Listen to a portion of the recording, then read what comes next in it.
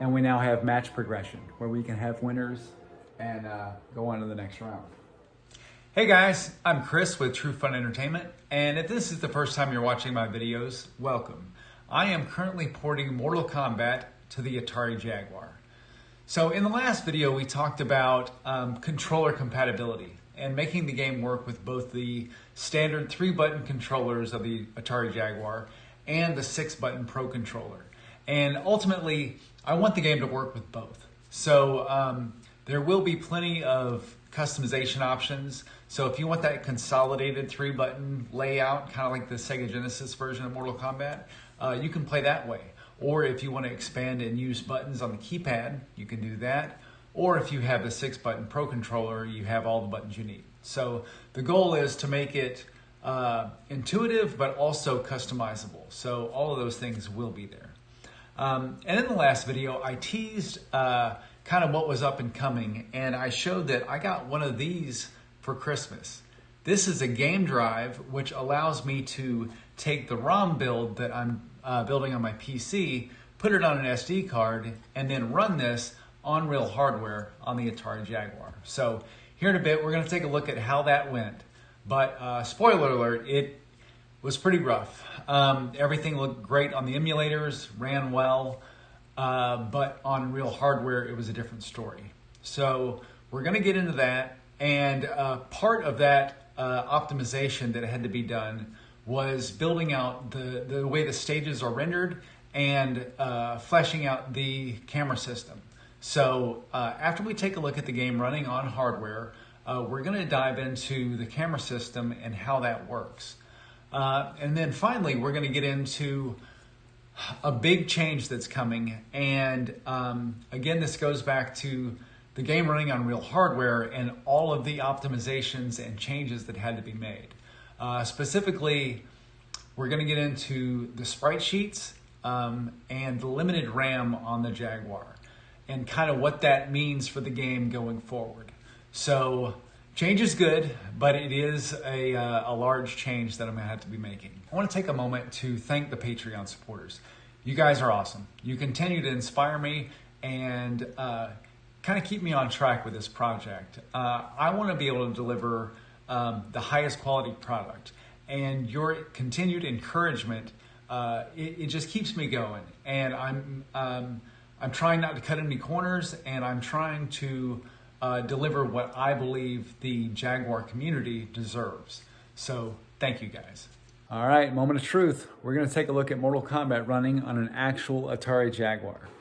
So up to this point, all the footage of the game that you've seen has been running on an emulator, and it's been seemingly running well. The game loads in, frame rate's good, plays well, but when running it on actual hardware, it was a different story. Take a look at this.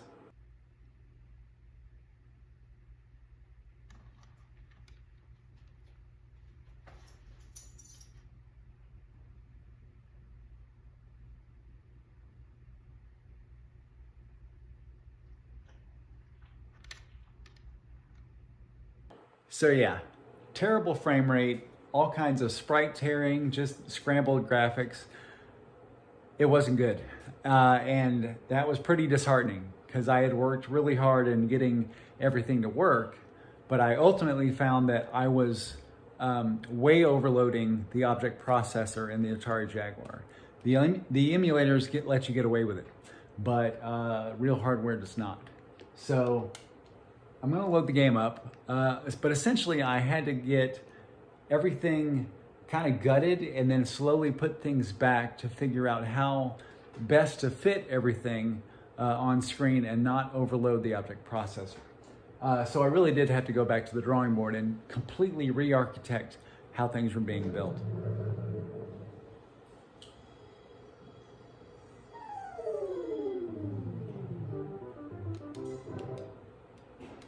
Okay, so let's take a look.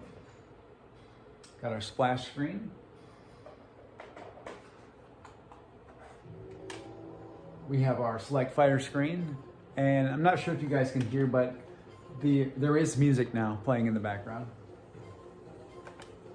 So I'm going to do Johnny Cage and Scorpion.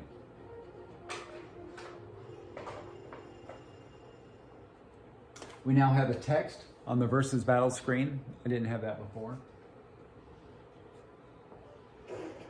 There is a little glitch with fight when it pops up there, but that's minor. We'll get it fixed. The first thing you notice is that we're actually at the pit. So up to this point, we were always at the Palace Gates stage. But as a part of re-architecting the stages, like I said, I had to gut everything and take everything out. And the stage, the pit is a lot simpler stage. So I wanted to go simple, and that way I could isolate kind of what works and what didn't work. And I got it all to fit and work on the pit. Now you'll notice we are missing some clouds, and again, it's still a work in progress. I still need to find a way to optimize to get more of the clouds on screen, but we'll get there. This is a very much a work in progress. You'll notice we now have power meters at the top with the correct names. And as a part of getting these stages to load, I had to build out the camera system, which is something I had to do anyway, but now we have a working camera. So I'm gonna do some attacks and we'll see. I can now jump and kick. We have a roundhouse as well. So there's, the sweep that we showed off last time. And we now have match progression, where we can have winners and go on to the next round.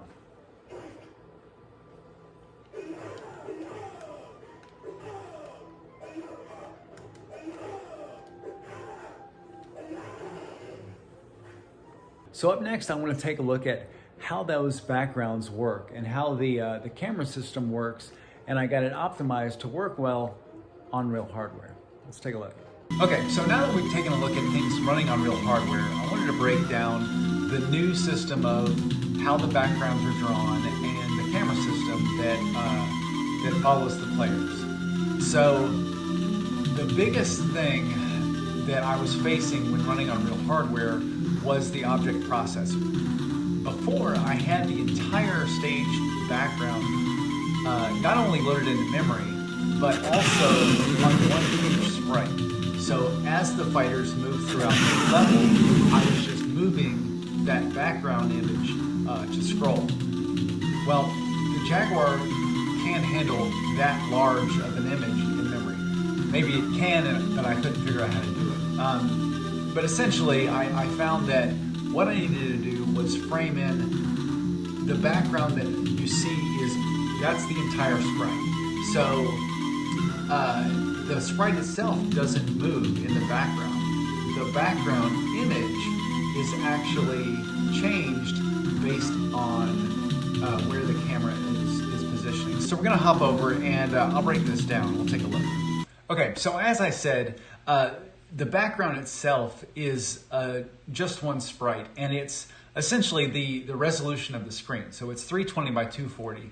And this was that first approach. So in that last comparison video, the left side was choppy and the right side was smooth. So this first example we're looking at is the choppy version and how that was built. So my approach was just this 320 by 240 sprite in the background. And then as the fighters moved, it wasn't that I was actually, let's see if I can demonstrate this. So if you can imagine, before this window would slide along the background, as the fighters moved, I would just move the background itself. But ultimately, that didn't work on real hardware. So I came up with this of the background image or the sprite doesn't move, but the graphics within that sprite move.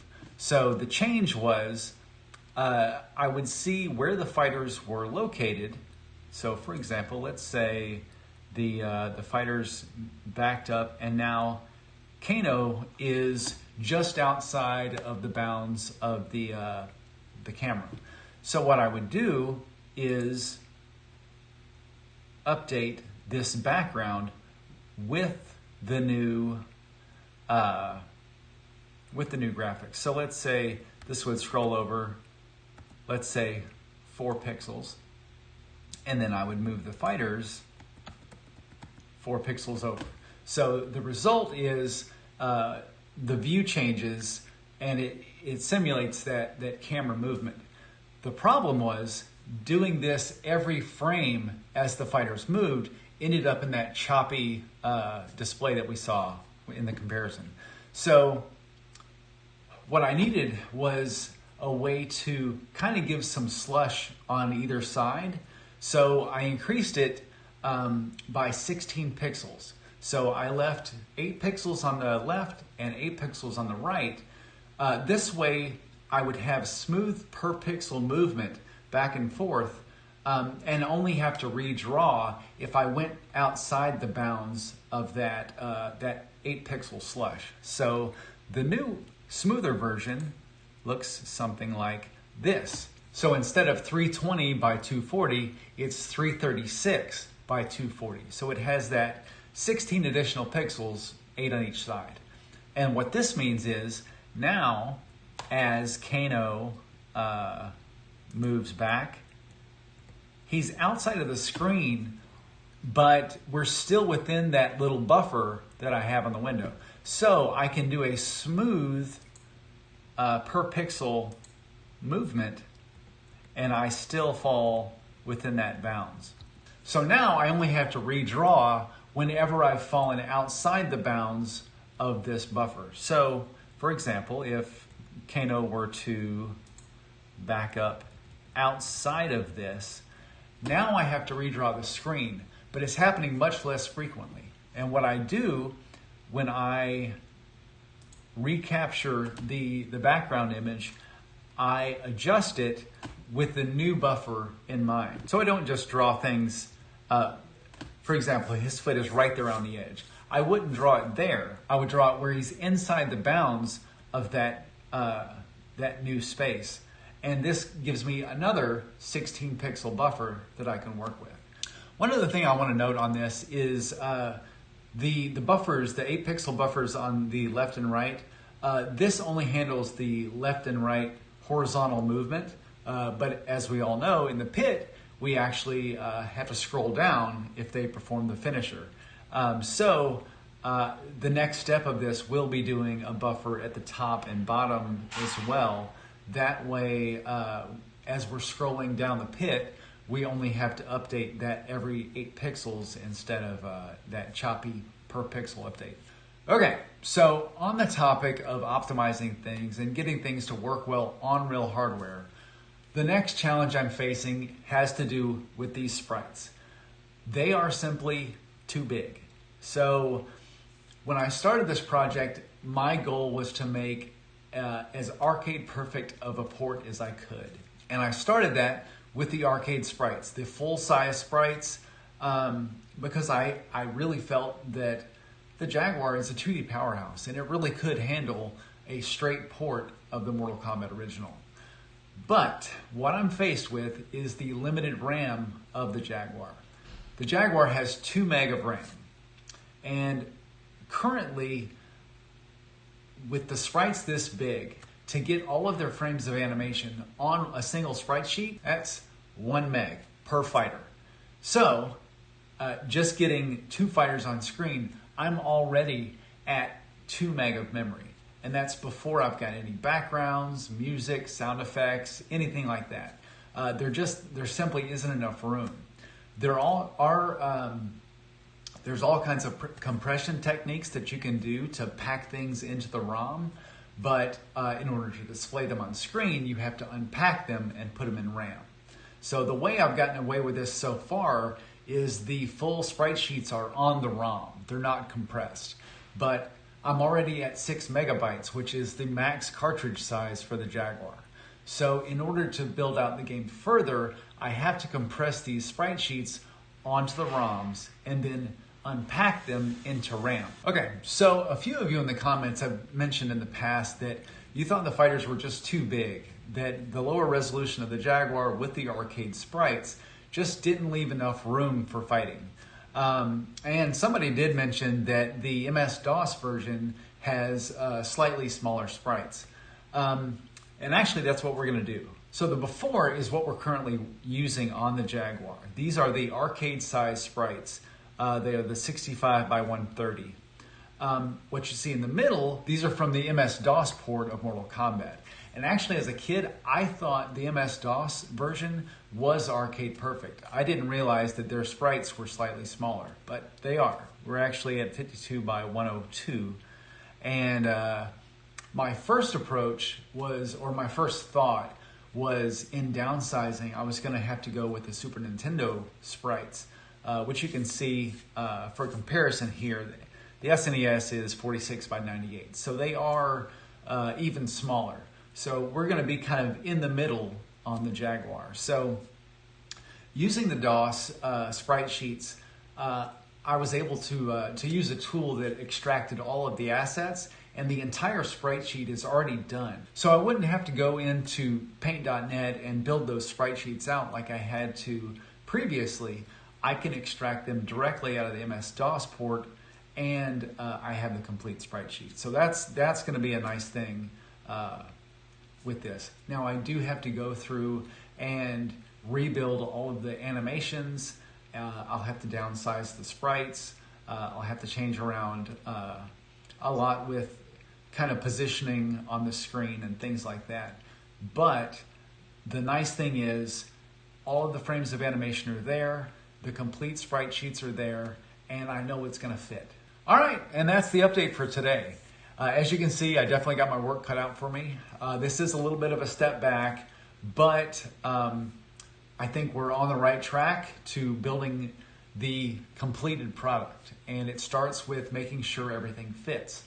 So over these next few weeks, I'm gonna be getting these new sprites in the game, and follow us on Patreon. I will be giving weekly updates on there that you guys can kind of see how things are coming along. And I think that's it for today. As always, thank you guys, and we'll see you next time.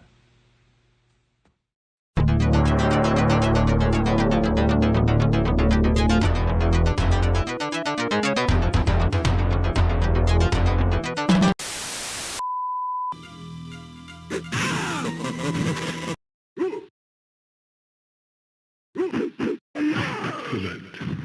Excellent.